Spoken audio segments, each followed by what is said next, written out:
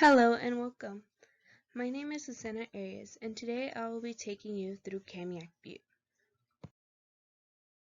In this lecture, we will focus on the geological foundation that created Kamiak Butte, discuss the climate and biome, as well as the carbon sequestration found in the soil.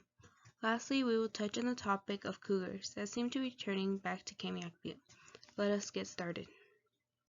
700 years ago, a continent named the Pangaea started to break apart. The mantle underneath this continent was starting to change its direction, causing the tectonic plates to shift and move away from each other. Along with the breaking of the continents came the appearance of trenches and volcanoes from the subduction that helped create new landforms. In the eastern Washington area, flooded basalts were covering the land, more specifically the Columbia River Basalt Group, that covered what we know today as Idaho, Washington, Oregon, and part of Nevada. During the Ice Age, glaciers covered the eastern Washington area.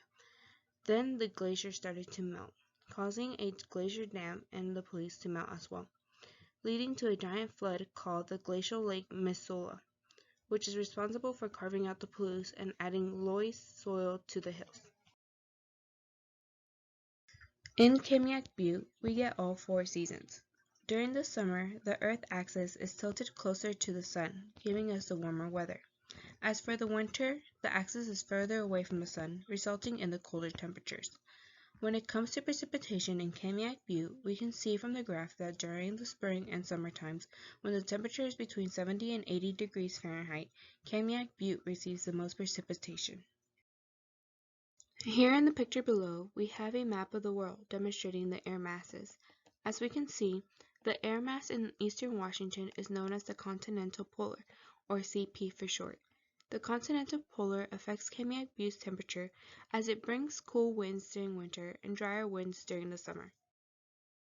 Now that we know more about the formation and temperatures of Kamiak Butte, let's talk about the biome of Kamiak Butte. Kamiak Butte consists of a biome called the temperate biome. A temperate biome consists of shrubs, mosses, and broadleaf trees that can all be seen in the photograph below of Kamiak Butte. On average, the temperate biome can range between temperatures of -22 degrees Fahrenheit in the winter and 86 degrees Fahrenheit during the summer. On this slide, we can see the biomes from all over the world. We can see that temperate biomes such as the one in Kamiak Butte can be found all over North America. We can see large temperate biomes found in places such as South America, Africa, and Asia. Here we have a diagram showing the carbon cycle. Carbon comes from many places. Some examples include organic matter, factories, and animal respirations. It is important to know the cycle because carbon is an essential need for plants, who are at the start of the food chain. If plants cannot get carbon, they are unable to synthesize, which can lead to death and the death of their primary consumers. In this graph, we can see the carbon that comes from the trees in Kamiak Butte. We see that much of the carbon is stored in the stem. It also looks like the north aspect of Kamiak Butte consists of more carbon, probably because there is a large variety and number of trees in the north aspect opposed to the south. From the graph, we can also say that the type of tree with the most carbon is the Douglas fir, as a tree carbon consists of 1,785.73 pounds. In total, 385.2 acres at Kamiak Butte have around 456,405 pounds of carbon, in which 259,903 pounds come from the stem alone. Kamiak Butte consists of 2 aspects, the north and the south. In the north aspect, we get a large variety of green vegetation and a biodiversity that includes birds and deer. On the other hand, the south aspect has less of a green vegetation. The south consists more of tall, dried shrubs and spread out ponderosa pine, which is a tree very common to Kamiak Butte. Looking at this graph, we can see why there are 2 aspects of Kamiak Butte.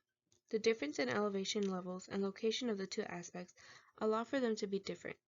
The north aspect shows that its elevation is lower than the south, meaning that the south aspect is more exposed to the sun, making it drier than the north. Also, because the north is lower, all the precipitation that falls would go to the north aspect. Now that we are towards the end, we are going to focus on the cougar, which has been recently spotted at Kamiak Butte. Cougars are a keystone predator that usually tend to live in rocky desert-like areas. Cougars feast on animals such as deer and elk, which can be found in Kamiak Butte, making it a good habitat for incoming cougars.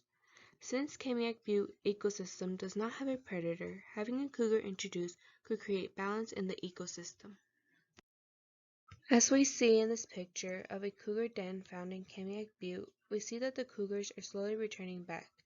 We hope that by having this mother cougar and her cub deciding to call Kamiak Butte home, there will be more cougars in the future.